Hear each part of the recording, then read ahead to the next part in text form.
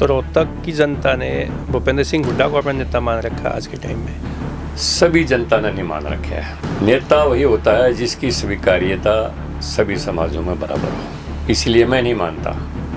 मैं सफीदो जाके मैंने एसडीएम को, रिटर्निंग अफसर को दोनों लेटर दे दिए। अब वो इंडिपेंडेंट कैंडिडेट हो गया और मैं हो गया ऑफिशियल कैंडिडेट। लेकिन ओम प्रकाश चौटाला ने मेरे चुनाव में चौधरी देवलाल को जाने नहीं दिया। एक बार भी क्या इसको हरवाना है? और आखिरी में क्योंकि टिकट के ऊपर वोट मिलनी थी, मैं चुनाव तो फिर भी जीतने वाला था। तो उसके बाद फिर मैंने प्रण ले लिया कि मैं भी अपना एक बदला लूँगा। रोहतक जिला अगर मैं कहूँ हरियाणा का जो असली चरित्र है, जिसको वॉरियर जिला कह सकते हैं, योद्धाओं का जिला, वो हमारा रोहतक जिला है। पुराना रोहतक जिसमें झज्जर भी आता है, सोनीपत भी आता है। और ये जिला राजनीतिक रूप से कभी से जागरूक रहा है और कभी से लड़ाका रहा है। और चौधरी देवीलाल को सिर आँखों पर बिठा के, जबकि वो मायूस होकर तेजा खेड़ा फार्म पर बैठे थे, चौधरी बंसीलाल ने उनको इतना डिमोरलाइज कर दिया था कि वो राजनीति में आने से भी कतराते थे। तो हुड्डा कोई एक जाति विशेष का नेता है या पूरे समाज सभी जातियों का नेता? देखिए, ना कोई जाति विशेष का नेता है, ना हरियाणा का नेता है। हरियाणा में अहिरवाड़ में इसकी कोई पहचान नहीं है, सरसा में कोई पहचान नहीं है, अम्बाड़ा कुरुक्षेत्र करनाल में पूरी जीटी रोड बेल्ट में कोई पहचान नहीं है। बस यहाँ मैं तो कहूँगा कलोई का नेता है। वो भी चाहते थे सत्ता परिवर्तन हो, क्योंकि जिस लेवल की सोच चौधरी बंसीलाल की थी, जो मानसिक स्टैंडर्ड उनका था, उस मानसिक स्तर के लोग विधायक में नहीं थे।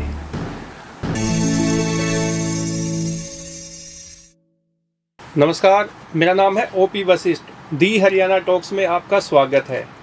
आज हम आपको हरियाणा के ऐसे नेता से मिलवाएंगे जो कि अक्सर चर्चाओं में रहते हैं, बौद्धिक स्तर पर उनकी चर्चाएं होती हैं और भाजपा के बहुत ही फायर ब्रांड नेता के रूप में उनकी पहचान है। हम बात कर रहे हैं राज्यसभा सांसद रामचंद्र जांगड़ा जी की। आजकल रामचंद्र जांगड़ा जी ने अभी रोहतक में एक स्टेट लेवल का एक कार्यक्रम भी करवाया था और उसके बाद संसद में भी बहुत बखूबी अपनी बात रखते हैं, प्रदेश की बात रखते हैं, देश की बात रखते हैं। तो आज हम बात करेंगे रामचंद्र जांगड़ा जी से, उनके राजनीतिक जीवन की, वर्तमान राजनीति की और भाजपा की रणनीति और भाजपा की जो विचारधारा है उस पर भी हम बात करेंगे। सांसद जी, आपका स्वागत हमारे स्टूडियो में। बहुत बहुत धन्यवाद। अच्छा एमपी साहब, ये बताओ कि जैसे आपकी जो राजनीति है वो शुरुआत की आपने देवीलाल जी के साथ, फिर आपने काम किया बंसीलाल जी के साथ और आज आप भाजपा में काम कर रहे हैं, मोदी जी के साथ काम कर रहे हैं, मनोहर लाल जी के साथ काम किया, नायब सिंह सैनी जी से के साथ आपने काम किया।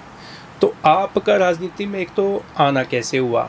क्या आप शुरू से ही कॉलेज टाइम से, पढ़ाई के टाइम से ही राजनीति में आना चाहते थे या कोइंसिडेंटली आप राजनीति में आए? मैं सहयोग कहूँ या मेरे कोई संस्कारों की बात कहूँ, छात्र जीवन में ही मेरा संघ प्रवेश हो गया। 1967 में मैंने गांव से मैट्रिक की थी। खरकड़ा गांव में मेरा परिवार रहता था और उसके बाद में जो आज के नेकराम कॉलेज हैं, उस समय गवर्नमेंट कॉलेज बोलते थे जी, इसमें मैंने एडमिशन लिया ग्रेजुएशन के लिए। तो संयोग से मैं संघ की शाखाओं में जाने लग गया। उसमें श्याम खोसला जी होते थे, ट्रिब्यून के इंग्लिश के संपादक थे यहाँ पर। तो मेरे अंदर संस्कार जो है संघ के संस्कार आ गए और गांव में मेरे संस्कार थे आर्य समाज के, क्योंकि अपना इलाका तो आर्य समाज का ही मेरा परिवार खुद आर्य समाजी। हमारे पिताजी, हमारे दादाजी को हमने नहीं देखा, लेकिन दादी जी बताती थी कि वो कभी किसी मंदिर में जाना, कहीं और जाना, धूप पूजा में, इनमें किसी में विश्वास नहीं, केवल मात्र हवन यज्ञ में स्वामी दयानंद जी के विचारों में ही वो विश्वास करते थे। और उनका एकमात्र ये रहता था कि भाई अपने कर्म ऐसे रहें जो किसी का बुरा हम ना करें, बुरा ना सोचें, और बाकी की चीज़ें तो सबके हृदय में ही भगवान है। यही हमारे परिवार के संस्कार रहे। गांव में वेद सप्ताह मनाए जाते थे हमारे आर्यवेश जी जो आज हैं वो मेरे क्लास फेलो रहे। उनके पिताजी चौधरी अमर सिंह और मेरे पिताजी एक ही दिन पैदा हुए थे और गहरी मित्रता थी। जी। तो आर्य समाज के संस्कार थे, गांव में वेद सप्ताह होते थे, स्वामी इंद्रवेश जी के साथ हम काफ़ी रहे। तो संघ के संस्कार और आर्य समाज के संस्कार दोनों ने एक मेरे जीवन में एक ऐसी प्रेरणा पैदा कर दी कि मैं धुर कांग्रेस विरोधी रहा शुरू से ही। संयोग था, मैंने 1972 में ग्रेजुएशन के बाद मैं 71 में ग्रेजुएशन कर लेता, लेकिन 1970 में एक फैसला हुआ था, चौधरी बंसीलाल चीफ मिनिस्टर थे हरियाणा के, पंजाब को चंडीगढ़ दे दिया गया था और अबोर फाजिलका के कुछ गांव हरियाणा के हिस्से में आए थे। तो उनके अगेंस्ट हरियाणा में एक आंदोलन चला, तो उसमें स्टूडेंट्स की भी बहुत बड़ी हिस्सेदारी थी।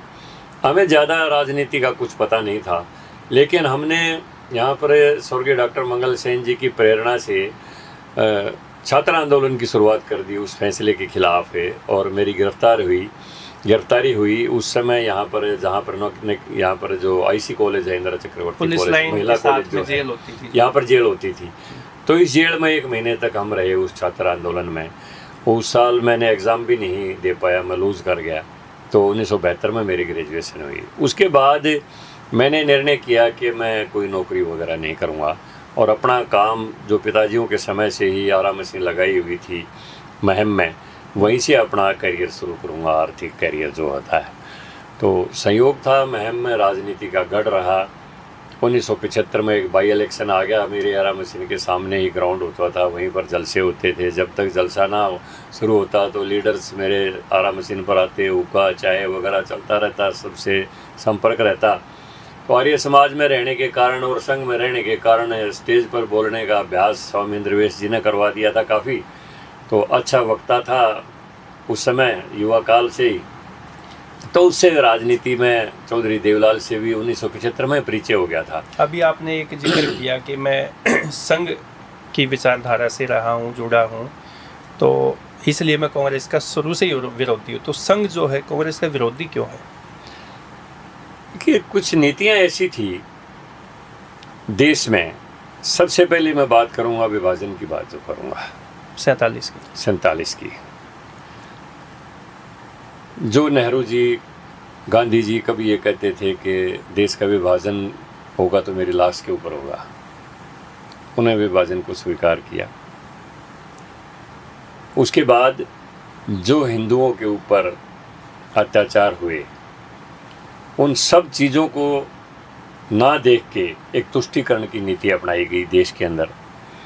और बहुत ही नाजुक समय में महात्मा गांधी जी ने अनशन का एक हथियार के रूप में इस्तेमाल करके 55 करोड़ रुपये पाकिस्तान को दिलवाए। उस समय बहुत बड़ी राशि थी जो हमारे ही खिलाफ प्रयोग हुई और कबालियों के भेष में पाकिस्तान की आर्मी ने जम्मू कश्मीर के ऊपर आक्रमण किया। उसके बाद हमारी सेनाओं ने बहुत बखूबी और बहुत तत्परता से सरदार पटेल जी की नीतियों के कारण श्रीनगर को एकदम से काबू कर लिया और उस एयरपोर्ट के ऊपर फटाफट हवाई जहाज़ों से हमारे सैनिक उतारे और उनको वापस मुजफ्फराबाद तक वापस भेज दिया था।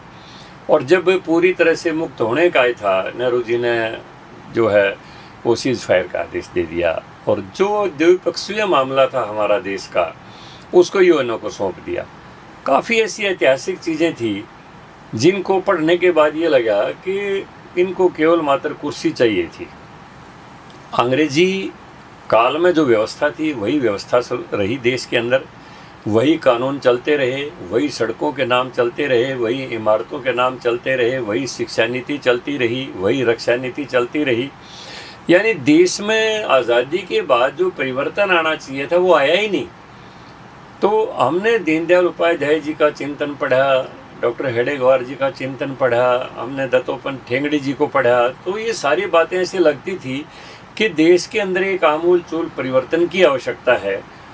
कांग्रेस उस परिवर्तन को ना करके केवल मात्र सत्ता के लालच में और सत्ता के लिए ही जैसे ये अंग्रेज़ों के साथ नीति अपना के ऐसी किया कि देश की आज़ादी के बाद कोई परिवर्तन ना आए, तो उन सब बातों को लेकर ये एक विचारधारा पैदा होगी कि देश में सही रूप में परिवर्तन उसी दिन आएगा जिस दिन संघ की विचारधारा की राष्ट्रीयता से ओतप्रोत लोग इस देश की सत्ता के ऊपर आएंगे। तो जब इन्होंने देश का विभाजन किया, नेहरू जी का आपने जैसे जिक्र किया, और भी कांग्रेस के नेताओं ने किया, तो इसके बावजूद भी देश की जनता इतना टाइम समझने में कैसे लग गया कि इतना लंबा, कितने दशक से उनकी सरकार रही है देश में, सत्ता में वही रही है, तो ये इतना टाइम जनता को समझाने में संघ कामयाब नहीं हो पाया या और कोई कारण थे?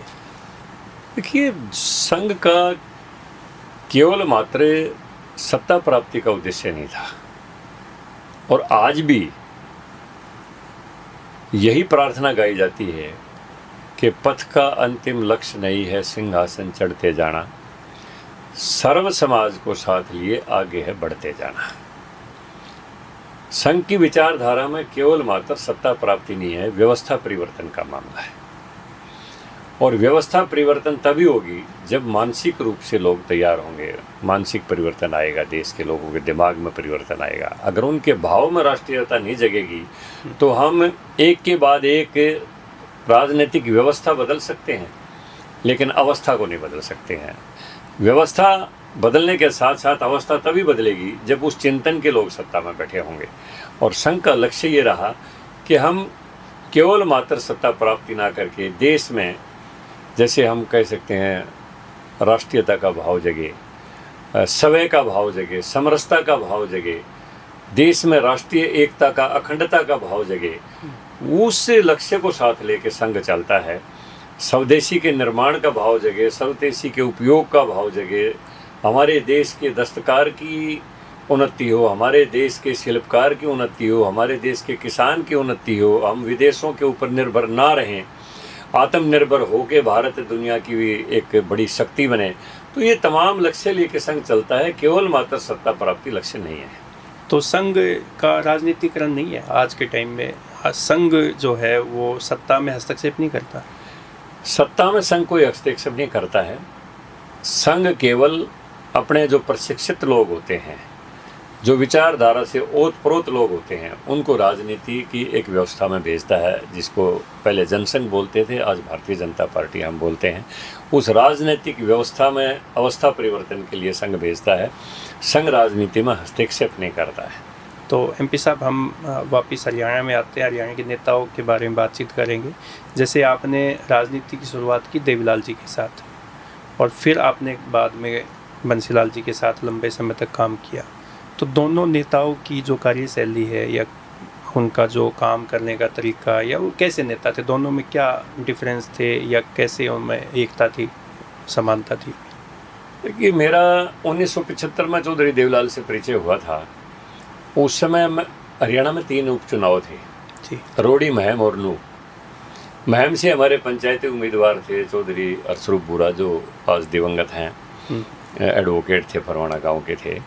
और नूह से लड़ रहे थे चौधरी तैयब हुसैन, कांग्रेस के थे।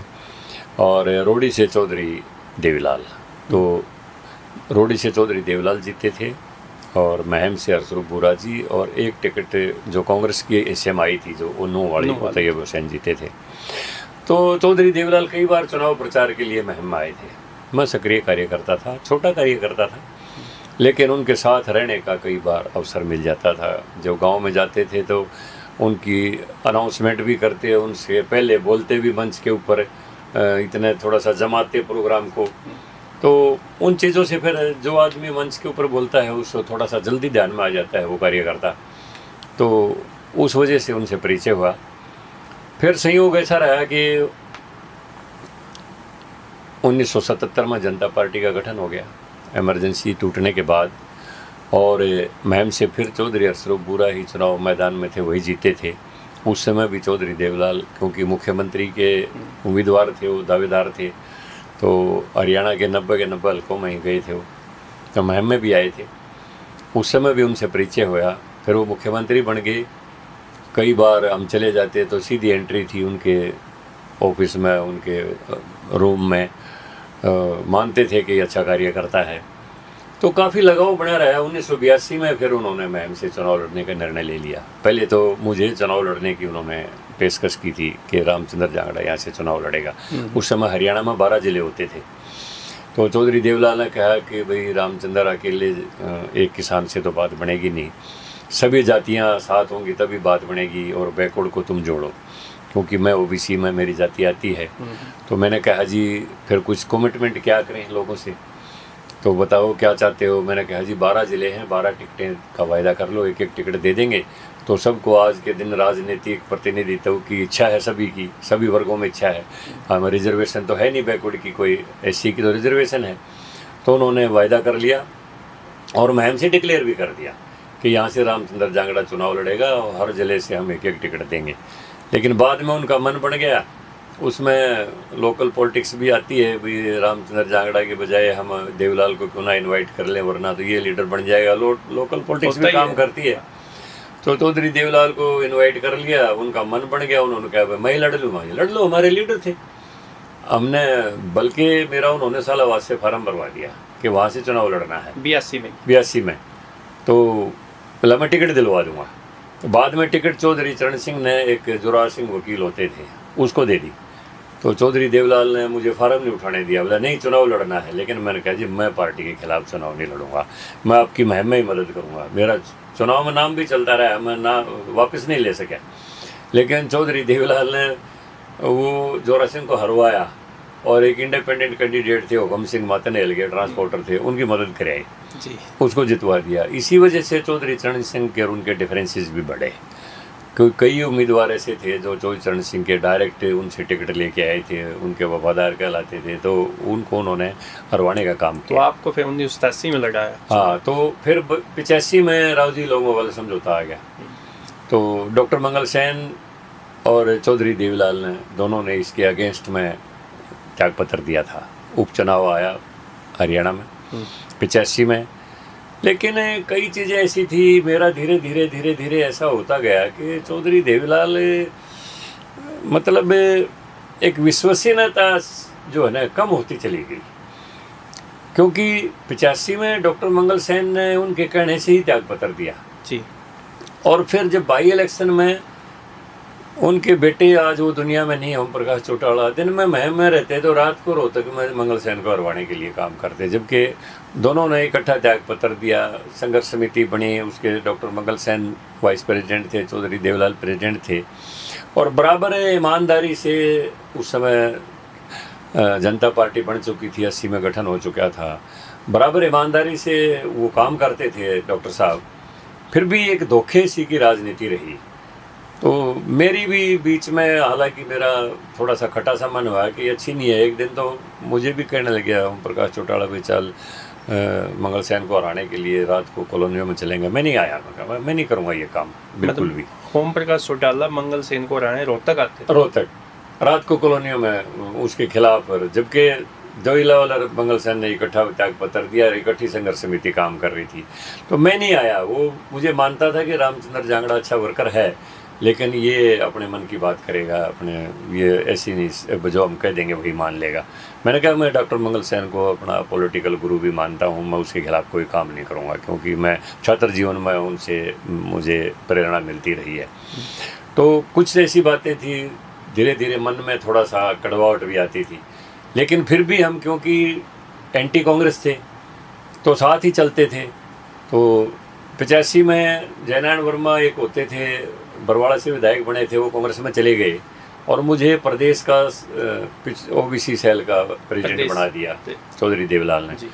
और हमने खूब उनके साथ काम किया। तो फिर 87 में मैंने कहा जी अब हमारे को भी कुछ मौका दो। हाँ, तो कह लगा नहीं, आपका हक बनता है। और हम मैम से तो देखो, बोला मैं चुनाव लड़ रहा हूँ तो आप सफ़ेदों से फार्म भर दो। तो मैंने सफ़ेदों से फार्म भर दिया और मेरी टिकट डिक्लेयर होगी। लेकिन 2 घंटे बाद फिर वो टिकट बदल गई, 15 टिकटें चेंज होगी। 87 में आपको टिकट दिया, टिकट फिर बाद में बदल दी? हाँ, बदल गई। अब ओम प्रकाश चौटाला जी दन दनाते हुए गए मीटिंग में और काफ़ी गर्मा गर्मी हुई। वो 15 टिकटें हुए लगभग बदलवाया, जिनमें मेरी भी बदल गई। तो मुझे कहने लगे आपको एसएस बोर्ड का चेयरमैन बना देंगे, हमने फैसला कर लिया है। मैंने कहा जी मैं चेयरमैन नहीं बनूँगा, मैं पॉलिटिकल आदमी हूँ और मैं इतने दिन में ओबीसी में काम किया है, तो मैं विधानसभा में ओबीसी की एक आवाज़ बनना चाहता हूँ। चेयरमैन तो कुछ नहीं होता है, वो तो at the mercy of chief minister होता है, वो कोई खास बात नहीं होती है। जब से लगा दिया, जब से हटा दिया। हाँ, तो मैं चेयरमैन क्या, मेरा कोई उद्देश्य नहीं है चेयरमैन बनने का। मैं पॉलिटिकल आदमी, मैं राजनीतिक लड़ाई लड़ना चाहता हूँ। तो दोबारा फिर मेरे को बहुगुणा जी की कोठी के ऊपर बुलाया। चौधरी देवलाल और मैं इकट्ठे गए, वहाँ कर्पूरी जी भी थे। और चौधरी देवलाल ने कहा भाई ये टिकट चेंज कर दो और वापस जांगड़ा जी को दे दो। तो मुझे 2 लेटर टाइप करवा के दे दिए, एक सरदूल सिंह थे उसका रिवोक का और मेरा अलॉटमेंट का। और मैं जैसे ही दोनों लेटर लेके बाहर निकला तो फिर ओम प्रकाश चौटाला जी मिल गए। कहने लगे भाई टिकट वापस कर दे। मैं भाई क्यों कर दूँ, अब मेरी उनकी गर्मा गर्मी होगी। तो मैंने कहा मैं चुनाव लड़ूंगा। मैं सफीदो जाके मैंने एसडीएम को, रिटर्निंग अफसर को 2 लेटर दे दिए। अब वो इंडिपेंडेंट कैंडिडेट हो गया और मैं हो गया ऑफिशियल कैंडिडेट। लेकिन ओम प्रकाश चौटाला ने मेरे चुनाव में चौधरी देवलाल को जाने ही नहीं दिया। एक बार भी क्या इसको हरवाना है। और आखिरी में क्योंकि टिकट के ऊपर वोट मिलनी थी, मैं चुनाव तो फिर भी जीतने वाला था। तो 17 तारीख को शायद पोलिंग थी, तो 15 तारीख को उन्होंने अखबार में बयान दिलवा दिया देवलाल से कि हमने रामचंद्र जांगड़ा से समर्थन वापस लेके और इंडिपेंडेंट सरदौल सिंह को दे दिया और मेरा चुनाव गया, मैं हार गया। तो उसके बाद फिर मैंने प्रण ले लिया कि मैं भी अपना एक बदला लूँगा। मैंने हरियाणा के अपने सारे समर्थक इकट्ठे किए हिसार में और शेड्यूल्ड कास्ट बैकवर्ड क्लासेस संघर्ष समिति का गठन करके मैंने देवलाल के खिलाफ अभियान चला दिया, मोर्चा खोल दिया। रोज़ाना जनसभा, रोज़ाना मीटिंग, रोज़ाना वो। 90 में महम में फिर बाई इलेक्शन आ गया। चौधरी देवलाल सेंटर में चले गए, उप प्रधानमंत्री बन गए और अपना उनका बेटा ओम प्रकाश चौटाला वहाँ से कैंडिडेट बना दिया। मेरे को फिर ऑफर आई, बल्कि चेयरमैन का नोटिफिकेशन हो गया मेरा एसएस बोर्ड का, दांगी का इस्तीफा हो गया था। मैंने इनकार कर दिया, मैं नहीं बनाऊंगा। हमने तो अपना राजनीतिक मोर्चा खोल के बदला लेना है। तो आनंद सिंह दांगी इंडिपेंडेंट कैंडिडेट थे उस टाइम पर, पंचायती उम्मीदवार थे। तो हमने उसकी सपोर्ट किया। 2 बार इलेक्शन काउंटरमैंड हुआ। दूसरी बार मेरे को मंत्री बनाने की भी पेशकश की विदाउट एमएलए। मेरे घर पर गए एसपी और डीआईजी कि आपको बुलाया है वहाँ पर चौधरी साहब ने और हवाई जहाज़ में जाना है और वहाँ चंडीगढ़ शपथ लेनी है। मगर नहीं, हमने तो अब राजनीतिक मोर्चा खोल रखा है और काफ़ी बहुत कुछ गर्मा गर्मी हुई रेस्ट हाउस में चौधरी देवलाल के साथ वहाँ महम में।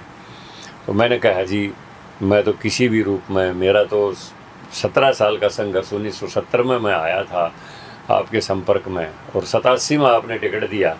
17 साल के संघर्ष के बाद धोखा मिला, मैं रिकनसाइल करने के लिए तैयार नहीं हूँ। और मेरा तो ये संकल्प है कि अगर 20 भी सीट आ गई तो आपकी अगले चुनाव में तो मैं तो गनीमत समझूंगा। तो भगवान की कृपा है, मैं को बहुत बड़ा लीडर नहीं था, लेकिन 16 सीटें आई अगले चुनाव में 4 साल बाद 85 से। तो ये कह सकते हैं कि आपका राजनीतिक नुकसान जो है वो चौटाला परिवार ने किया सबसे ज़्यादा। बस सबसे पहला जो नुकसान हुआ वो वहीं से हुआ। उसके बाद 1989 का चुनाव आ गया, लोकसभा का चुनाव, और मैं उस समय संघर्ष समिति बना के पूरे प्रदेश में अभियान चलाए हुए था। तो संयोग से एक दिन दिल्ली गए हुए थे, हम अकबर रोड से गुजर रहे थे तो चौधरी बंसीलाल का बोर्ड देखा। मैं था, एक मेरा मित्र था, अब आज नहीं है दुनिया में, स्वर्गवास हो गया, दरिया सिंह दानक। कभी मेरी बंसीलाल से मुलाकात नहीं हुई थी उससे पहले कभी भी नेवर। मगर यार अकबर रोड पर ये चौधरी बंसीलाल का बोर्ड लगा हुआ है, देखते हैं यहाँ हो। तो हम चले गए और हमारी खूब 1-1.5 घंटा बातें हुई। रुकने लगे, मैं तो रोज़ आपका अखबारों में नाम पढ़ता हूँ, मेरी भी तमन्ना थी रामचंद्र जांगड़ा से कभी मिलूँ, अच्छा लड़का आदमी है, ठीक है। और भाई मेरे खिलाफ देवलाल तो है ही है, भजनलाल भी मेरे खिलाफ है, और उन्हें ये चुनाव में, लोकसभा चुनाव में वो दोनों मुझे हरवाने की। मैं आपसे अपील करता हूँ भाई, आपकी संघर्ष समिति मेरी मदद करो। बाजी हम कांग्रेस में तो है नहीं। तो कहने लगे कोई नहीं, आप मेरी मदद करो। तो हमने व्यक्तिगत रूप से उनकी मदद करी और वो चुनाव जीते। उसके बाद चौधरी बंसीलाल से निकट के संपर्क हुए, हम कांग्रेस में नहीं गए, बल्कि मैंने कहा मगा जी मुझे लगता है कांग्रेस में आपका कुछ है नहीं, सारा संगठन भजनलाल के पास है। तो और एक तीसरे विकल्प की हरियाणा को ज़रूरत है, एंटी भजनलाल, एंटी चौटाला, तीसरा विकल्प लोगों को चाहिए। और आप बन सकते हो, आप विकास पुरुष हो, मैंने उनको आइडिया दिया भाई विकास पार्टी बना लें तो हम आगे आ सकते हैं। उनके ध्यान में आ गई बात, कई बार हमारी चर्चाएं हुई। मतलब हरियाणा विकास पार्टी के सूत्रधार आप? सूत्रधार। तो एक दिन मुझे कहने लगे कि बिहार में मिश्रा जी ने बनाया था, उसका मंच का नाम एक बार देखो, नज़दीकी कोठी है, एक बार उनका को कॉन्स्टिट्यूशन मंगवाया तो वो भी बिहार विकास मंच बना मिला। तो हमने भी हरियाणा विकास मंच बना दिया। और पहली जनसभा रोहतक की इसमें उडा ग्राउंड में हुई थी, जो आज का अर्बन स्टेट जो पुराना है जी, बहुत बड़ी जनसभा थी। तो उसमें 100 के लगभग एक्स एमएलए एक्स मिनिस्टर वगैरह हमारे मंच पर आए, शामिल हुए, और हमें लगा कि यह मामला चल जाएगा। तो उसके बाद फिर उसका जैसे ही चुनाव नज़दीक आया तो कांग्रेस से के खिलाफ बयान दे दिया चौधरी बंसी लाल। तो एक निकलने का तरीका था, राजीव गांधी के खिलाफ बयान दे के वे कांग्रेस से निकाल दें, वो तो वो निकलने का तरीका था। तो सांपला से चौधरी बंसी लाल ने बयान दिया था राजीव गांधी के खिलाफ, उन्होंने कांग्रेस से बर्खास्त कर दिया, हमने हरियाणा विकास पार्टी बना ली। बीच में हम आएंगे क्योंकि आप महम से संबंध रखते हैं। तो वो जो महम कांड हुआ था, क्योंकि लोग इसको लेकर अलग अलग भ्रांतियाँ, अलग अलग बातें चलती है, ये क्या था, असल क्या था ये महम कांड? देखिए, हल्के की पूरी मानसिकता ये थी कि जब चौधरी देवलाल को हमने 3 चुनाव यहाँ से जितवा दिए, 82, 85 और 87, तो हल्के के किसी लोकल कार्यकर्ता को चांस देना चाहिए। उस समय 2 सीट खाली थी, एक कुरुक्षेत्र की, एक महम की। तो ओम प्रकाश चौटाला ने जिद पकड़ ली कि मैं तो महम से ही चुनाव लड़ूंगा, और चौधरी देवीलाल ने बयान दे दिया कि मैं महम का वहम निकाल दूंगा। उससे पूरे हल्के में रिजेंटमेंट होगी कि जिस आदमी को हमने 3 बार बना दिया, अब वो हमारा ही वहम निकालने की बात करता है। और कांग्रेस से ना चौधरी देवीलाल ने, क्योंकि आनंद सिंह दांगी को एसएस बोर्ड का चेयरमैन बनाया हुआ था, तो काफ़ी रिक्रूटमेंट भी हुई तो थी चौधरी देवलाल की वजह से कि उनका सरपरस्त था, वरना चेयरमैन की तो अपनी को पावर नहीं होती है जब तक चीफ मिनिस्टर का सर पर हाथ ना हो। आज तो बड़ी ट्रांसपेरेंट व्यवस्था है, उस टाइम तो जिसके ऊपर भी कह दिया इसका नाम लिख दो, इसका नाम लिख दो, उसका नाम लिख दो, ऐसे सिलेक्शन कर देते थे, पर्ची खर्ची छूटा। हाँ, ऐसे ही चलता था, सिफारिशें चलती थी। तो चौधरी देवलाल का सर हाथ था उनके ऊपर है, और वो हल्के में काफ़ी नौकरियाँ दी गई, तो इसका लाभ मिला आनंद सिंह दांगी को। लेकिन जब चौटाला ने उनको हटा दिया और कहा भाई मैं महम का महम निकालूंगा, तो फिर हल्के ने उनको पंचायती उम्मीदवार बना दिया। तो काफ़ी संघर्षपूर्ण चुनाव था, और जब चौटाला को लगता था भाई यहाँ से जीत नहीं सकता, तो काफ़ी रिगिंग, बूथ कैप्चरिंग वगैरह काफ़ी हुई, उसमें बहुत हिंसा हुई, वहाँ पर लड़ाई झगड़े हुए, इलेक्शन फिर काउंटरमैंड हो गया। कुछ लोग मारे गए थे, बैंसी में भी, महम में भी गोलियों का शिकार हुए थे लोग, इलेक्शन काउंटरमैंड हो गया। वहाँ से अशोक अरोड़ा जीते थे थानेसर से, वहाँ से चौटाला आराम से जीत सकता था, लेकिन वो जिद थी, उतनी ही जिद फिर हमारे हल्के ने पकड़ ली महम ने। फिर दोबारा इलेक्शन आ गया, दोबारा इलेक्शन में फिर चौटाला ने जिद करी कि यहीं से लड़ूंगा। बीच में 3 बार हरियाणा में सत्ता परिवर्तन हुए, एक बार बनारसी दास गुप्ता को बनाया, फिर लगा कि गुप्ता तो यस मैन नहीं है, फिर मास्टर हुकुम सिंह को बनाया, बीच में कभी चौटाला बन गए, कभी वो बन गए, 2-2, 3-3 महीने के लिए ऐसे ही रही व्यवस्था परिवर्तन हरियाणा में। तो फिर वो महम से ही फार्म भर दिया उन्होंने, आनंद सिंह दांगी फिर उम्मीदवार था। तो अब फिर वही उस बार अब वह संदिग्ध मामला, लेकिन एक इंडिपेंडेंट कैंडिडेट की हत्या हुई, उस समय मर्डर होया अमीर सिंह का वहाँ मदीना गांव के रहने वाले थे। जी। सैकिया कमीशन की रिपोर्ट भी है, उसमें काफ़ी कुछ लिखा हुआ है, वो मैं बातें नहीं कहता यहाँ पर, लेकिन सैकिया कमीशन की रिपोर्ट में इशारतन यही है कि अमीर सिंह हत्याकांड की सुई उनके इर्द गिर्द घूम रही है, चौटाला परिवार, इशारतन ये बात है। तो वो भी इलेक्शन फिर काउंटरमैंड होया। उसके बाद आनंद सिंह दांगी कांग्रेस ज्वाइन कर गए, और फिर वो कांग्रेस से विधायक बने। अच्छा, जैसे अभी अभय सिंह ने रोहतक में रैली की, ताऊ देवीलाल की जयंती मनाई, और वो कहते हैं कि अब रोहतक में फिर से ताऊ देवीलाल का जो सपना अधूरा था उसको पूरा करेंगे।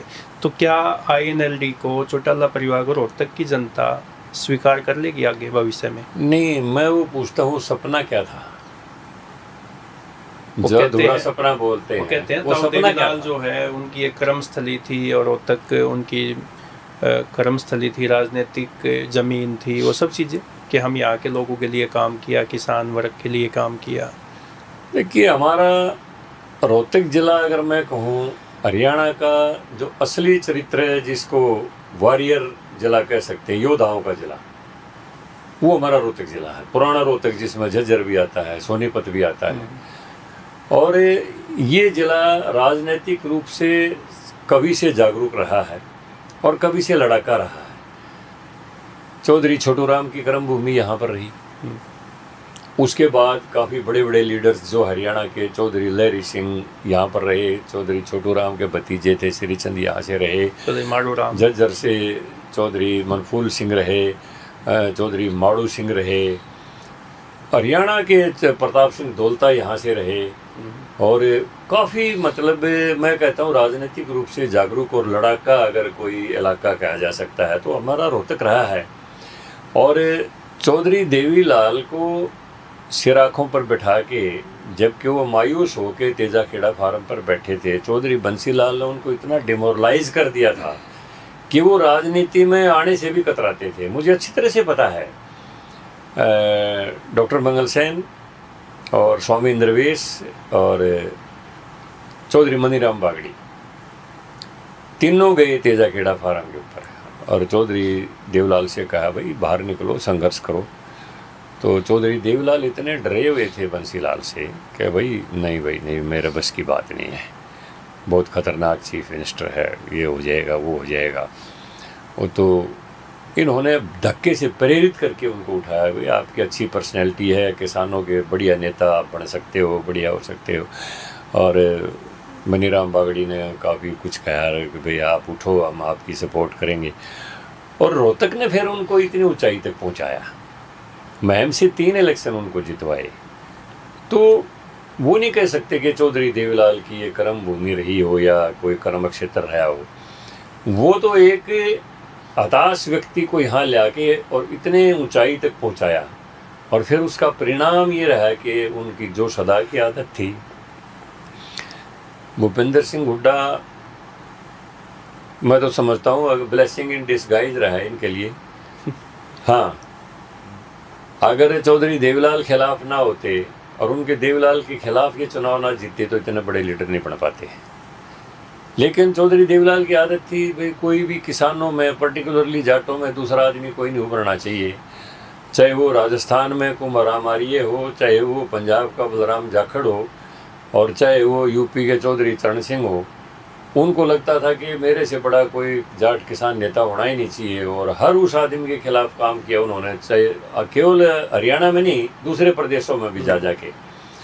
तो कुंभराम आर्य के खिलाफ भी, नाथुराम मिर्दा के खिलाफ भी, बलराम जाखड़ के खिलाफ भी, चौधरी चरण सिंह के खिलाफ भी हमेशा ये लगता था कि भाई कोई बड़ा होना ही नहीं चाहिए। तो लेकिन रोहतक इस बात को बर्दाश्त नहीं करता था। फिर रोहतक ने फिर उनको 3 बार शिकस्त दे के ये दिखाया कि हम आपको उभार सकते हैं तो फिर नीचे भी गिरा सकते हैं। इसलिए यहाँ की अगर वो कर्म भूमि और सपनों की बात करता है तो ना तो कोई सपना था या उनका यहाँ पर, ना कोई आज है, ना कोई उनकी कर्म भूमि थी, ना कोई आज है। यहाँ कोई जनाधार उस परिवार का है नहीं। तो रोहतक की जनता ने भूपेंद्र सिंह हुड्डा को अपना नेता मान रखा आज के टाइम में? सभी जनता ने नहीं मान रखा है। नेता वही होता है जिसकी स्वीकार्यता सभी समाजों में बराबर हो। इसलिए मैं नहीं मानता। हुड्डा को बहुत अच्छा चांस मिला था 9 साल मुख्यमंत्री के रहते हुए, लेकिन आप देखोगे जब 2005 में चीफ मिनिस्टर बने तो उस समय कांग्रेस का नेतृत्व भजनलाल के पास था और 67 सीटें, बहुत बड़ा बहुमत था। देवलाल के बाद इतना बड़ा बहुमत कांग्रेस को उसी समय मिला था 2005 67 सीटें जी। और अगले ही चुनाव में केवल 40 पर सिमट गया हुड्डा 9 में।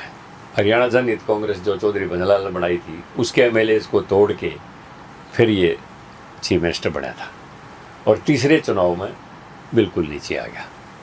तो हम नहीं कह सकते ये सर्वसमकार्य नेता है। ये ठीक है, अपनी टिकट इन्होंने निकाल ली, अपनी सीट निकाल ली, लेकिन नेता सर्व स्वीकार्य वही होता है जो सभी समाजों में स्वीकार हो और सभी के लिए बराबर काम करे। तो हुड्डा कोई एक जाति विशेष का नेता है या पूरे समाज सभी जातियों का नेता? देखिए, ना कोई जाति विशेष का नेता है, ना हरियाणा का नेता है। हरियाणा में अहिरवाड़ में इसकी कोई पहचान नहीं है, सरसा में कोई पहचान नहीं है, अम्बाड़ा कुरुक्षेत्र करनाल में पूरी जीटी रोड बेल्ट में कोई पहचान नहीं है। बस यहाँ मैं तो कहूँगा कलोई का नेता है। कलोई का नेता? हाँ।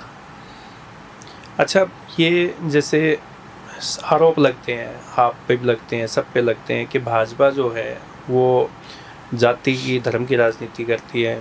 रोहतक में, हिसार में, हरियाणा में जाट गैर जाट की राजनीति करते हैं। आप पे ये आरोप लगते हैं कि आप गैर जाट की राजनीति करते हैं, भाजपा ने इसलिए आपको आगे कर रखा है। ये कितनी सच्चाई है? नहीं, भारतीय जनता पार्टी कभी जाति की राजनीति करती नहीं, और मैंने ज़िंदगी में जाति की राजनीति कभी नहीं की। अब जैसे मेरा पिछला इतिहास आपने पूछ लिया है, मेरा लंबा समय 17 साल का चौधरी देवलाल के साथ बीता। तो चौधरी देवलाल तो जाट ही थे, ऑप्शन नहीं थे ना उस टाइम पे। उसके बाद बंसीलाल मेरे पास बहुत ऑप्शन थे। मेरे पास कितनी बार चौधरी भजनलाल की भी कितनी ऑफर्स आई और बहुत ऑफर्स आई, लेकिन नहीं, मैं सिद्धांतों को पसंद करता था, चौधरी बंसीलाल को। और मेरे समझो 90 के बाद से लेके 2004 तक 82 के चुनाव में उनसे संपर्क हुआ था।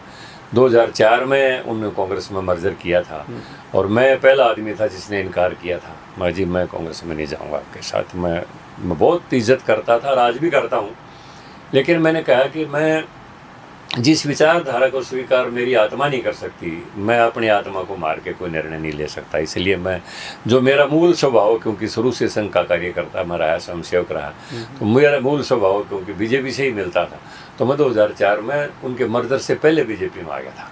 तो बंसीलाल जी ने जैसे विकास पार्टी बनाई, जैसे आपने बताया कि आपने सुझाव दिया था कि ऐसा कुछ किया जा सकता है, पार्टी भी बनाई और सत्ता में भी आई, तो जो शराबबंदी का जो डिसीजन था वो चौधरी बंसीलाल जी का था या पार्टी के कुछ चुनिंदा लोगों ने इसके लिए?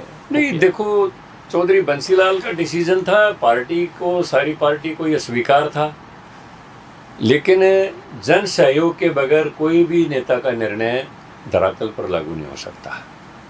और हमने देखा कि उस समय घर घर में लोग, एक पौवे में इतनी आमदनी हो जाती थी कि उसमें सारा दिन का खर्चा निकल जा, घर घर में दारू निकलने लगी, लोग बेचने लगे अपने आप को, जो बिल्कुल कहते थे हम तो शराब से उससे दूर हैं, उनके घरों में भी पेटियां मिलती थी। स्मगलिंग शुरू हो गई, चारों तरफ से हरियाणा जिन स्टेटों से घिरा हुआ सब जगह शराब खुली थी।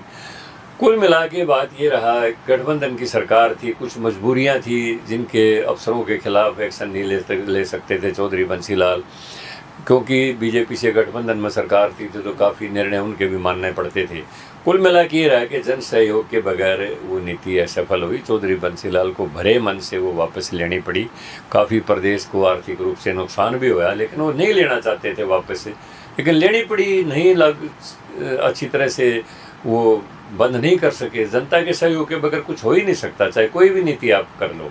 जन सहयोग सबसे बड़ी ज़रूरी है, जनता का सहयोग समर्थन उसमें तो एमपी साहब, ये जो गठबंधन टूटा भाजपा और हरियाणा विकास पार्टी का, इसमें भूमिका किसकी थी? गठबंधन तोड़ने में कौन नेता? कि मैं तो कहूँगा कि इसमें देखो, मैं उस समय चेयरमैन था, जिस समय यह चला डीसी का चेयरमैन था मैं, तो हमारे नेता महत्वाकांक्षा उनकी काम कर रही थी। मैं स्पष्ट रूप से कहूँगा, रामविलास शर्मा जी की मुख्यमंत्री बनने की महत्वाकांक्षा काम कर रही थी। मतलब प्रोफेसर रामविलास शर्मा सीएम बनना चाहते? हाँ, सीएम बनने की उनकी महत्वाकांक्षा थी। और उसको पीछे से कुछ हमारे बागी लोग भी थे, विकास पार्टी के विधायक, वो भी बागी लोग थे, वो भी समर्थन कर रहे थे। वो भी चाहते थे सत्ता परिवर्तन हो, क्योंकि जिस लेवल की सोच चौधरी बंसीलाल की थी, जो मानसिक स्टैंडर्ड उनका था, उस मानसिक स्तर के लोग विधायक में नहीं थे और वो वहाँ पर अपने आप को एडजस्ट नहीं कर पा रहे थे। बंसीलाल की जो कार्यशैली रही है मैं अच्छी तरह से जानता हूँ, बहुत ही अच्छी तरह से। बहुत लंबी लंबी मेरी वार्ताएं उनसे होती रहती थी, रात के 1-1, 2-2 बजे तक हम इकट्ठे बातें करते रहते थे। उस लेवल के लोग नहीं थे लोग उनके साथ, वो अपना सामंजस्य नहीं बिठा पा रहे थे। तो इसलिए हमारी विकास पार्टी के भी काफ़ी लोगों में ये वो बंसीलाल के साथ मानसिक रूप से सामंजस्य नहीं बिठा पा रहे थे, उनमें भी नाराज़गी थी। और उधर से भाजपा के तो बहुत नेता तो ऐसे थे जो दिल से चौधरी बंसीलाल की इज्जत करते थे। और मैं समझता हूँ 11-12 विधायकों में कितने थे, शायद 2-3 ही खिलाफ होंगे, बाकी बीजेपी के आदमी पूरी तरह से, क्योंकि बंसीलाल गठबंधन धर्म को पूरी ईमानदारी से निभा रहा था। जो गठबंधन धर्म उन्होंने निभाया कोई नेता निभा नहीं सकता। इतनी इज्जत थी भाजपा के कार्यकर्ताओं की, पूरा सम्मान, पूरी हिस्सेदारी चेयरमैनों में, मेंबर्स में और कहीं कमेटियों में, सब जगह पूरी ईमानदारी से भागीदारी दी गई थी और ईमानदारी से गठबंधन धर्म निभाया जा रहा था। मैं आज भाजपा में हूँ, लेकिन उस समय भाजपा का निर्णय बहुत ही आत्मघाती निर्णय था ये, और उसका बहुत बड़ा खामियाजा भी इस प्रदेश को भी भुगतना पड़ा। चौटाला तो बड़ा खुश था कि भाई दोनों आपस में लड़ रहे हैं तो तेरा शायद दाव लग सकता है, और उसका दाव लगा भी। और दाव लगने के बाद फिर जो उसका परिणाम भाजपा ने भी भुगता। 2 जगह से रामविलास शर्मा को चुनाव लड़वाया, बल्लभगढ़ से और महेंद्रगढ़ से, और भाग के अपनी जान बचानी पड़ी, और किस तरह से भाजपा के साथ व्यवहार किया। फिर चौटाला ने जो निरंकुश और तानाशाही जो चलाई 6 साल इस प्रदेश के अंदर, जो चला, मैं क्या उसका आपको उदाहरण दें, मतलब पूरी तरह से नेपोटिज्म, पूरी तरह से भ्रष्टाचार, पूरी तरह से आतंकवाद, पूरी तरह से निरंकुश, ऐसा चला। ये लोग किस सिद्धांत की बात करते हैं, किस विचारधारा की बात करते हैं, हमारी तो समझ में नहीं आता। तो मेरी समझ में कोई ज़मीन इनको मिलने वाली है नहीं। अभी आपने जो स्टेट लेवल का जो प्रोग्राम हुआ था, तो वहाँ पे आपने जाट एजिटेशन जो हुआ था और फिर जो दंगे हुए 2016 में, उसका जिक्र किया। तो वो आपका जो बयान है, स्टेटमेंट है, उसको लेके काफ़ी चर्चाएं हुई और कंट्रोवर्सी भी हुई कि देखो पुरानी बातों को याद करके फिर से इस तरीके की हवा दे रहे हैं, आपके ऊपर आरोप भी लगे। तो वो क्या बात थी और आपने वो किस संदर्भ में, क्योंकि वो तो काफ़ी टाइम हो गया उसके बाद, तो वो किस संदर्भ में आपने बात कही थी? देखो, मैं पूरी तरह से हरियाणा की कल्चर का आदमी हूँ। 100% जो मैं प्रदेश की जो हमारे सभ्यता है, संस्कृति है, मैं उसका आदमी हूँ। मेरा पहनावा, वेशभूषा, मेरी भाषा, सब कुछ हरियाणवी है। मेरा परिवार किसान परिवार रहा है। मैं बेशक ओबीसी में, एक हमारा जो काट का काम करते हैं खाती बिरादरी से, मेरे पिताजी 250 बीघे ज़मीन 2 बैलों की खेती से करते थे गाँव में। हमारा किसान परिवार रहा है। हमारा दरवाज़ा मेन रोड के ऊपर, पक्का दरवाज़ा गांव में केवल हमारा था जब मैं छोटा था। कोई दिन ऐसा नहीं, बराण, बड़म्बा, बसाना, 3 गाँव का अड्डा और मेरे गांव का, हमारे दरवाजे के सामने बसें रुकती थी। कोई दिन ऐसा नहीं था जिस दिन 5-7 आदमी हमारे दरवाजे में रात को ना रुकते हों। देर हो जाती थी, बसें कम थी, साधन कम थे, देर हो जाती, रास्ते बहुत ख़राब थे, ईंसों के अंदर से जाना पड़ता था, कच्चे रास्ते, तो रुक जाते थे लोग। बहुत मेरे पिताजियों का भाईचारा था बड़म्बा गांव में, बसाना गांव में, बरहान गांव में। 8-10 आदमी रोज़ रुकते थे। हाँ, तो हमें ये पता था ये मेरा चाचा लगता है, ये ताऊ लगता है, ये भाई लगता है। जाति का कुछ पता नहीं था। 36 बिरादरी खाती की खातड़ में बैठ के होका पीती थी। 36 बिरादरी लोहार के आरण के ऊपर बैठ के होका पीती थी। 36 बिरादरी का आपस में नोंदा निंदार होता था। 36 बिरादरी के आपस में बांध तेल होते थे। 36 बिरादरी मिलके लाने का कोल्लू चलाते थे। 36 बिरादरी की लड़कियों की मान तान करके जब लड़के की बारात लेके कोई जाता तो गांव में जाके ये पूछता मेरे गांव की ध्यानी कितनी है जी, और उस गांव के नाई को ले जाके अपने अपने ध्यानियों की मानता करके बाद में लड़के की शादी करता था। तो किसान के खलिहान से ही बंटवारा हो जाता था, ये खाती का हिस्सा है, ये लोहार का हिस्सा है, ये मेरे चमार का हिस्सा है, ये फलाना हिस्सा है, कुमार का हिस्सा है, सबका बंटवारा हो जाता था। एक स्वतंत्र इकाई के रूप में प्रत्येक गांव काम करता था और भाईचारे के साथ रहते थे। चाहे कोई आज की अगर अनुसूचित जाति कहो पिछड़ा वर्ग कहो, ये बाद में बातें ये आई हैं प्रोनाउन, लेकिन बड़े से बड़ा 100 बीघे का किसान हो और छोटे से छोटा गांव का एक भंगी बिरादरी को या सफाई कर्मचारी को, उसको भी चाचा ताऊ के नेक से ही बोलते थे। कोई द्वेष नहीं किसी का, सबकी बेटी की मानतान करना, सबके घरों में आपस में नौंदानेदार करना, सबके पैर में से अपना हिस्सा निकल जाना। हरियाणा एक भाईचारे का प्रदेश रहा है, हमेशा से प्रदेश रहा है, और मैं उसी भाईचारे का हमेशा समर्थक रहा हूँ।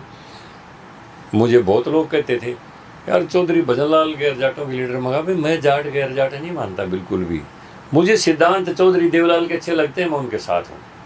जब उन्होंने धोखा दिया इतने लंबे समय की साथ निभाने के बाद, चौधरी बंसीलाल की नीतियाँ मुझे अच्छी लगती हैं, प्रदेश के लिए सबसे बढ़िया लगती हैं, मैं उनके साथ हूँ। मैं जात बरादरी में विश्वास नहीं करता हूँ, लेकिन वो मैंने संदर्भ इससे ले लिया कि हरियाणा प्रदेश में पहली बार 1990 में जब ओम प्रकाश चौटाला प्रदेश के मुख्यमंत्री थे, मंडल कमीशन लागू हुआ, विश्वनाथ प्रताप सिंह ने जी ओबीसी का आरक्षण दिया, सरकारी संरक्षण में हरियाणा में आंदोलन हुआ,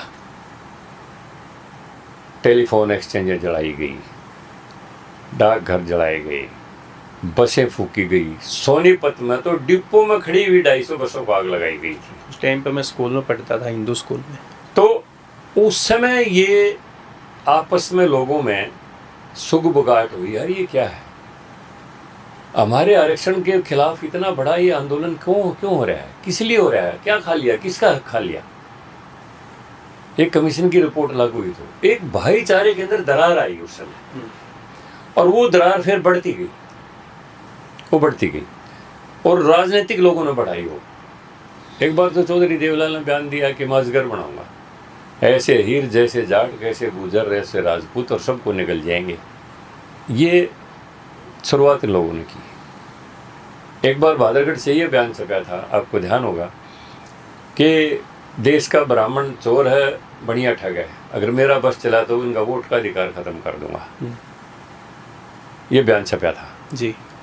उसके बाद समाज में दरारें आई, उन दरारों को पाटने की बजाय जो आगे देखो, चौधरी बंसीलाल ऐसे नेता रहे, उन्होंने जात पात का कभी मुद्दा उठने नहीं दिया, कभी नहीं उठने दिया। वो जानते थे हरियाणा की कल्चर को, लेकिन उसके बाद हुड्डा साहब को बहुत अच्छा चांस मिला। हालांकि भजनलाल को आगे रख के चुनाव लड़ा गया था, लेकिन चलो इनको मुख्यमंत्री बना दिया, वो कांग्रेस का अपना फैसला था। तो इनके सामने बहुत अच्छा चांस था कि हरियाणा में फिर उसी भाईचारे को ये स्थापित करते हैं। लेकिन इन्होंने क्या बयान दिया कि मैं तो पहले अपनी जाति का हूँ, बाद में मुख्यमंत्री हूँ। दरारें ये लोग पैदा करते हैं। दिल्ली में दिया था। हाँ। दिया था ना ये बयान। अरे भाई, मुख्यमंत्री तो पूरे प्रदेश का होता है, किसी जाति विशेष का थोड़ा होता है। इनके पास उस भाईचारे को दोबारा स्थापित करने का बहुत बड़ा मौका परमात्मा ने दिया, लेकिन ये 67 से 40 पर आ गए और 40 से बिल्कुल ख़त्म हो गए, फिर नीचे आ गए। क्यों? हरियाणा की राजनीति में जो भी आदमी जाति की बात करेगा, उसको हरियाणा की कल्चर पसंद नहीं करती है कभी भी। मैं अगर मेरे ऊपर कोई आरोप लगाए कि रामचंद्र जांगड़ा याद को दिलवाते हैं, भाई 1947 में भारत का विभाजन हुआ था, लेकिन विभाजन की विभीषिका आज भी हम याद करते हैं, आज भी मनाते हैं, भाजपा मनाती है ना। 1975 में इमरजेंसी लगी थी, लेकिन संविधान की हत्या का काला दिवस आज भी मनाते हैं जी। 1975 में। 1984 में सिख दंगे हुए थे, आज भी हम सिखों के ऊपर अत्याचार को याद करते हैं, उनकी भर्त्सना करते हैं। तो जिन लोगों ने देश प्रदेश का भाईचारा बिगाड़ा, उनको हमें याद नहीं करना चाहिए, बताना नहीं चाहिए जनता को कि अगर वो लोग दोबारा फिर सत्ता में कभी आ गए तो फिर प्रदेश का हाल क्या होगा। आज पूरी समरसता है प्रदेश में। इसलिए मैंने कहा उसी मंच से कि आज के जो हमारे मुख्यमंत्री हैं, वो किसान में भी इतने लोकप्रिय हैं, वो जवान में भी इतने लोकप्रिय हैं, वो दुकानदार में भी इतने लोकप्रिय हैं, व्यापारी में, कर्मचारी में, अनुसूचित जाति में, पिछड़े वर्ग में। क्योंकि भाजपा का तो नारा ही ये है कि पथ का अंतिम लक्ष्य नहीं है सिंहासन चढ़ते जाना, सर्व समाज को साथ लिए आगे है बढ़ते जाना। भाजपा का तो हमेशा नारा ये रहता है। तो इसलिए मैंने कहा कि हमने सचेत रहना है उन लोगों से जिन लोगों ने हरियाणा में एक बार किसी ने आरक्षण के विरोध में हरियाणा को जलवाया और एक बार किसी ने आरक्षण के समर्थन में हरियाणा जलवा दिया। ये मेरे पास मेरे मोबाइल में अभी आपको मैं दिखा सकता हूँ। प्रकाश सिंह कमेटी की रिपोर्ट के फोटो कॉपी मैंने अपने मोबाइल में रख रखी है। 20,000 करोड़ की संपत्ति जड़ी, 20,000 करोड़ की। 20,000 करोड़ कितने लेकिन होते हैं? प्रकाश कमेटी की रिपोर्ट तो भूपेंद्र सिंह हुड्डा खुद कहते हैं कि उजागर करनी चाहिए सरकार ने। देखो, सरकार ने उजागर नहीं करी वो मेरा विषय नहीं है, लेकिन मैं पार्लियामेंट से प्रकाश सिंह ने एक किताब लिखी है, unforgettable chapters in my life. मैं वो किताब लेके आया। उस किताब में प्रकाश सिंह कमेटी की रिपोर्ट छपी हुई है और मैंने उस किताब के पन्नों से फोटोकॉपी की, अभी आपको मोबाइल में दिखा दूंगा। तो क्या है उस रिपोर्ट में? उस रिपोर्ट में ये है कि उस समय हरियाणा पूरी तरह से जाति पाति में बट गया और सरकार में भी कुछ ऑफिसर्स विशेष जाति के हिसाब से निर्णय करने लगे और कहीं कहीं दंगाइयों के दंगे करते हुए जब उन्होंने देख लिया तो अपनी आंखें बंद कर ली या एक तरफ अट गए। तो उस टाइम पे सरकार किसकी थी? सरकार हमारी थी जी, सरकार हमारी तो थी। रिस्पॉन्सिबल कौन होगा? मनोहर लाल जी मुख्यमंत्री थे, मैं मानता हूँ, लेकिन देखिए कई बार ऐसी विकट परिस्थितियाँ पैदा हो जाती हैं कि उस समय देश तो अपना है। अब कोई अंग्रेजों का तो राज है नहीं कि हम अपने देश के ऊपर गोली चलवा देंगे। कोई चाइना का कम्युनिज्म तो है नहीं कि हम थिएननमेन चौक बना देंगे और यहाँ पर एकदम छात्रों को गोली से मरवा देंगे या उनके ऊपर रोलर चढ़ा देंगे। लोकतंत्र है और हम सबका सम्मान करते हैं। उसमें संयम से काम लेना ही प्रदेश को बचाने का था और वो संयम से काम लिया, प्रदेश बच गया। जो लोग पाकिस्तान से उजड़ के आए दो कपड़ों में आके, उन्होंने गांव में चारपाई के ऊपर मीठी गोलियां रख कर बेचनी शुरू करके अपना करियर शुरू किया।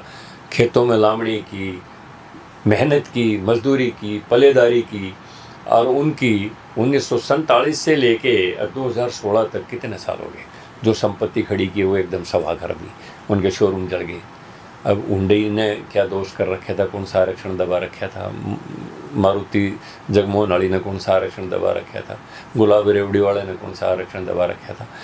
मतलब ये जो हरियाणा में नंगा नाच हुआ, देखो उसमें संपत्ति का जो नुकसान हुआ वो तो सरकार ने उनको दे 20,000 करोड़ की, 20,000 करोड़। लेकिन उसमें जैसे 30-35 लोगों की जो मौत हुई, 30 लोग उनका मारे गए, मुआवजा नहीं हुआ। 30 लोग नहीं, उनको भी मुआवजा दिया है, लोगों को भी मुआवजा मिला है। 30 लोग मर गए, उनको भी मुआवजा दिया है सरकार ने, ऐसी बात नहीं है, मुआवजा दिया, सबको दिया है। लेकिन मैं कहता हूँ उसके पीछे मानसिकता किसकी काम कर रही थी, और उस मानसिकता के लोग अगर सत्ता में होंगे तो फिर प्रदेश में परिणाम क्या होगा भाईचारे का। इसलिए मैं कहता हूँ सामने जनता को बैठे हुए ऐसे लोगों से सचेत रहना है और हमने उसी हरियाणा को कामयाब रखना है, उसी हरियाणा को जिंदा रखना है जिस हरियाणा में 36 बरादरी एक हुक्के के ऊपर बैठ के हुक्का पीती थी, एक चौपाल में बैठ के अपने दुख सुख की बात करती थी, पंचायत की बात करती थी। इसीलिए मैंने जिक्र किया था कि मैं तो उस वर्ग से हूँ कि खाते की खातड़ में 36 बरादरी का हुक्का बजता था, सबके रिश्ते नाते ना ही तय रहता था, कहीं तलाक नहीं होता था। हम उसी हरियाणा को चाहते हैं जो भाईचारे का प्रदेश था। जिन्होंने भाईचारा बिगाड़ा हम उन लोगों से सचेत रहें, ये मैंने बात कही थी। तो हम जब विभाजन की विभीषिका को याद करते हैं, 1975 की इमरजेंसी को याद करते हैं, तो रामचंद्र जांगड़ा ने तो 90 और 16 का ही जिक्र किया है, तो बहुत बाद का है। लेकिन लोगों को सचेत रहना है, जरूरी है। अब तो रावण तो पता नहीं कब हुए थे, हर साल जलाते हैं, क्यों याद करते हैं? अगर हर साल रामलीला ना करें, साल राम को भूल जाए लोग। तो आखिरी सवाल, हम पॉडकास्ट समापन करने से पहले, एक तो आपने 4 चुनाव लड़े, आप जीत नहीं पाए, राज्यसभा में आपको भाजपा ने भेज दिया, बहुत अच्छा हुआ। एक आप जो बात बोलते हैं, जो आपके बयान आते हैं, कई बार उस पर विवाद खड़ा हो जाता है कि फला समाज के लिए ऐसा बोल दिया, नर्स के बारे में ऐसा बोल दिया। वो आप का जैसे ही कोइंसिडेंटली बात निकल जाती है या आप सही बोलते हैं, वो बाद में जब एक मुद्दा बन जाता है तो फिर वो उस पर चर्चा होती है। जो आपने जिक्र किया है, देखो मैंने ज़िंदगी में, मैं पॉलिटिक्स में हूँ और पॉलिटिक्स में हर किस्म के लोग होते हैं, मैंने कभी पर नारी की तरफ दृष्टि उठा के नहीं देखी कभी भी। मैं जमीन में दावा कर सकता हूँ, मैं अपनी ज़िंदगी के ऊपर दावा कर सकता हूँ। अब हमारा रोहतक जिले की एक ह्यूमरस प्रवृत्ति है, मजाक की। यहाँ पर कितनी रागनी किसी जाति पर बन जाती हैं, उनका मजाक हो जाता है। उस समय सोशल मीडिया था नहीं और मजाक मजाक ही बनता था, तो कई बार कोई हंसने की बात पर भी रोने लग जाता है और वो एक सोशल मीडिया पर मुद्दा बना लेते हैं। मेरा ऐसा कोई इरादा नहीं रहता। हम तो एक जैसे आम दोस्त हंसने में एक दूसरे में, यहाँ तो जातियों की भी मिसाल चल जाती है, किसी जाति के पहले बहुत चल जाती है और खूब हंसते हैं लोग आपस में।